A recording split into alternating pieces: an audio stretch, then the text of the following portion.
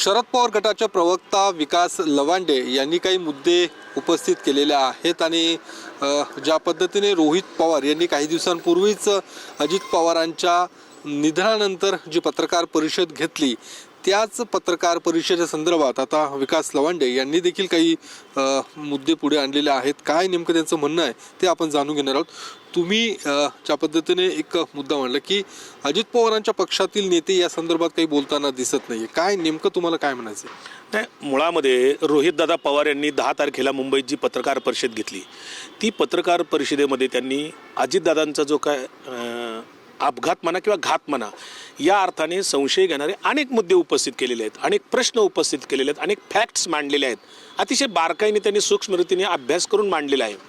म्हणजे एखाद्या investigation ऑफिसरने investigation करावं अशा पद्धतीचं त्यांनी ते तिथं मांडणी केलेली असताना ती काही राजकीय नव्हती, भावनिक नव्हती। मग ते जे प्रश्न रोहितदादांना पडलेले आहेत किंवा त्यांनी ज्या फॅक्ट्स मांडलेले आहेत हे प्रश्न अजितदादा पक्षाचे जे आता लोक आहेत की जे सातत्याने तिथे दिसत आहेत यांना का प्रश्न पडत नाहीत असा महाराष्ट्रातल्या जनतेलाही प्रश्न पडला आहे की अजितदादाच्या पक्षाचे लोक गप्प काय आहेत या मुद्द्यावर। जे प्रश्न रोहितदादांना पडतात ते सुनील तटकरेंना का पडत नाही, प्रफुल्ल पटेलांना का पडत नाही, भुजबळ साहेबांना का पडत नाहीत। त्यांच्यातले फक्त एकमेव अमोल मिटकरी फक्त बोलताना दिसत आहेत, बाकी त्यांच्यातला एकही मंत्री म्हणा एखादा प्रमुख नेता म्हणा का बोलत नाहीत असा प्रश्न आम्हाला पडतोय। का बोलत नाही तुम्हाला का वाटतं? हे लोक जर रोहित पवार या अपघातासंदर्भात बोलताना दिसत आहेत मग तुम्ही ज्यांची नावं घेतली ती का बोलत नसेल, तुमचं काय नेमकं? नाही, मुळामध्ये महाराष्ट्रातल्या सामान्य जनतेला सर्वांना असं वाटतंय की या विमान अपघाताची नेमकी चौकशी झाली पाहिजे। खरं तर 15 दिवस झाले अद्यापपर्यंत प्राथमिक चौकशी अहवालसुद्धा आपल्यापर्यंत कुणापुढे आलेला नाही आहे। हे फार वाईट आहे। म्हणजे 15 दिवस कशाला लागतं तुम्हाला? प्राथमिक अहवालसुद्धा तुम्ही आणू शकता पुढे, पण तो आणलेला नाही। या सगळ्या घटनेबाबत चौकशी व्हावी अशी सर्रास सर्व महाराष्ट्रातल्या जनतेची मागणी असताना त्याच्यावर काही होताना दिसत नाही अजूनपर्यंत। आणि रोहितदादा प्रश्न उपस्थित करतात ह्याच्यावर भारतीय जनता पार्टीचे लोकही काही अस्वस्थ होत आहेत। रोहितदादांना ट्रोलिंग केलं गेलं आहे किंवा अजितदादाच्या पक्षाचे जे प्रमुख लोक आहेत ते सुद्धा अस्वस्थ होत आहेत रोहितदादांच्या प्रश्नावलीवर। मग हे अस्वस्थ होण्याचं कारण काय? म्हणजे अजितदादांच्या पक्षाच्या नेत्यांना असं वाटतंय का की आपण जर चौकशीची मागणी केली किंवा असे काही प्रश्न उपस्थित केले तर भारतीय जनता पार्टीचे वरिष्ठ नेते नाराज होतील असं काही त्यांना भीती मनामध्ये वाटते का असं मला विचारावंसं वाटतंय त्यांना। म्हणजे भाजपच्या दबावामुळे ते बोलत नसेल असं तुमचं म्हणणं आहे? हा, शक्यता आहे। म्हणजे की एकतर प्रफुल्ल पटेल आणि सुनील तटकरे सध्या स्वतःला ते प्रमुख समजतात त्या पक्षाचे। ज्या पद्धतीनं ते आत्ता रोहितदादांच्या विरोधात बोलताना दिसत आहेत, खरं तर राजकीय बोलू द्या काय हरकत नाही, पण हे अपघाताची चौकशीच्या अनुषंगाने उपस्थित केलेल्या मुद्द्याला यांना अस्वस्थ होण्याची कारण काय? यांना BJPची कुठंतरी भीती वाटते हे याच्यातनं अधोरेखित होत आहे। पण नाही, कुठेतरी तुम्ही जसं आत्ता म्हणतात की प्रफुल्ल पटेल किंवा तटकरे हे त्या पक्षाचे प्रमुख असल्यासारखं वागतायत, दुसरीकडे कुठेतरी रोहित पवारांच्याही टार्गेटवरती प्रफुल्ल पटेल किंवा ही लोक असल्याचं दिसून येतं। त्यांच्या एकूण पत्रकार परिषदेचा जो काही रोख होता तो तिकडे वळताना दिसत होता। नाही, रोहितदादांनी कोणाचे नाव घेतलेलं नाही ॲक्च्युली। तुम्ही बघा अजितदादांचेच जवळचे साथी असलेले म्हणजे रोज त्यांच्या अवतीभोवती असलेले प्रमोद हिंदूराव यांनी काहीतरी एक नाव घेतले, पुढं आणले। मला वाटतं ते प्रफुल्ल पटेल साहेबांचंच नाव आणलं की शेवटची फाईल वगैरे।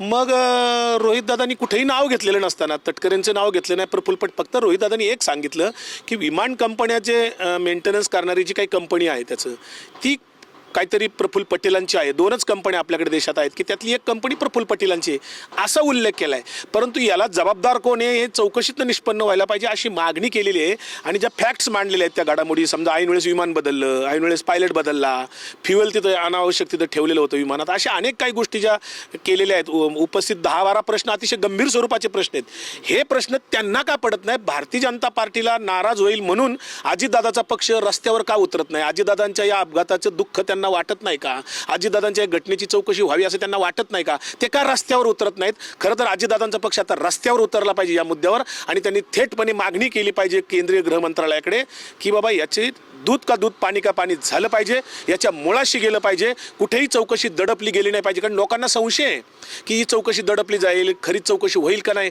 हे महाराष्ट्रातल्या जनतेच्या मनामध्ये याच्याबद्दल प्रश्न आहेत। पण तुम्ही आता जसं म्हणतात की अजितदादांच्या पक्षाचे प्रमुख म्हणून प्रफुल्ल पटेल किंवा हे तटकरे अशा पद्धतीने एकूण वागताना दिसत आहेत. विलिनीकरणाला देखील याच लोकांचा विरोध आहे असं वाटतं तुम्हाला? कारण ज्या पद्धतीने विलिनीकरणाची चर्चा ही गेल्या काही महिन्यांपासून सुरू आहे, त्यांचंही म्हणणं होतं की काही पक्षातल्या लोकांचं तुमच्या की अजित पवार ज्यावेळी होते त्यावेळी देखील अजित पवारांनी या संदर्भात चर्चा केल्या होत्या. आत्ता ज्या काही चर्चा थांबलेल्या आहेत ते लोकांमुळेच थांबल्यात असं वाटतं? नाही, याच्यामध्ये खरं तर आज आमच्या खासदार सुप्रियाताई सुळे यांनी सुद्धा आज दिल्लीतनं त्या संदर्भात भाष्य केलेलं आहे. विलिनीकरणाच्या मुद्द्यावर सुप्रियाताईंनी स्पष्ट सांगितलं की आता अजितदादा होते तोपर्यंत ज्या चर्चा होत्या, आता अजितदादा हयात नाही आहेत, आता त्याच्यातलं काय बोलण्याची आवश्यकता नाही असं आज सुप्रियाताईंनी स्पष्टपणे मांडलेले. त्यामुळे विलिनीकरणाच्या बाबतीमध्ये काय होतं काय नव्हतं हे आगामी काळात कदाचित आमचे काही नेते मंडळी पुढं आणतील विषय. कारण असा एक मुद्दा पुढे येतो की विलिनीकरण झालं तर शरद पवार गटाच्या नेत्यांना किंवा लोकांना का मंत्रिपद द्यायची हा देखील मुद्दा उपस्थित होतो. नाही, या मुद्द्यावर मी खरं बोलू इच्छित नाही, कारण मी त्या प्रक्रियेत नव्हतो. त्यामुळे विलिनीकरणाच्या प्रक्रियेत मी नसताना मी त्याच्यावर काही भाष्य करणं हे योग्य होणार नाही.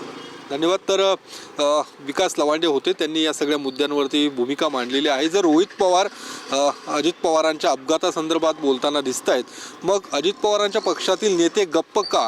कुठेतरी त्यांच्यावर भाजपचा दबाव आहे का? हा देखील सवाल विकास लवांडे यांनी या निमित्ताने उपस्थित केलाय. कॅमेरामन अभिजित पिसेसह मी योगेश बोरसे, TV9 मराठी, पुणे.